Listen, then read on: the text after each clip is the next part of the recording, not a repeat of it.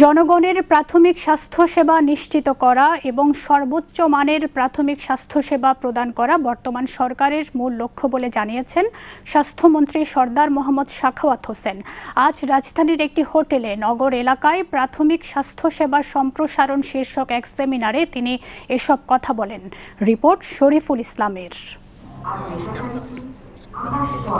নগর এলাকায় সাধারণ মানুষের প্রাথমিক স্বাস্থ্যসেবা নিশ্চিত করতে আজ রাজধানীর একটি হোটেলে আয়োজন করা হয় transforming urban primary health in Bangladesh শীর্ষক সেমিনারের। অনুষ্ঠানে স্বাস্থ্যমন্ত্রী সরদার মোহাম্মদ সাখাওয়াত হোসেন প্রধান অতিথি হিসেবে সেমিনারে যোগ দেন।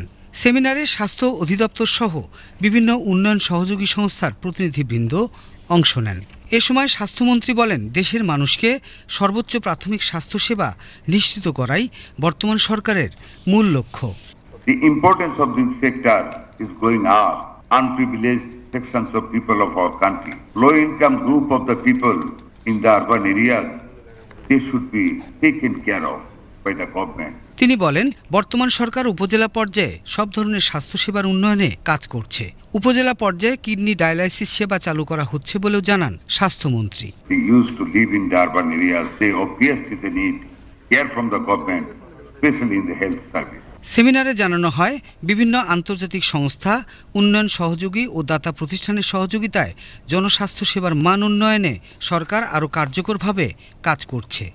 চিকিৎসার অভাবে যেন কোনো মানুষের প্রাণহানি না ঘটে, সে লক্ষ্যেই স্বাস্থ্যসেবার পরিধি বাড়ানো হচ্ছে। Shariful Islam, BTV news, Dhaka.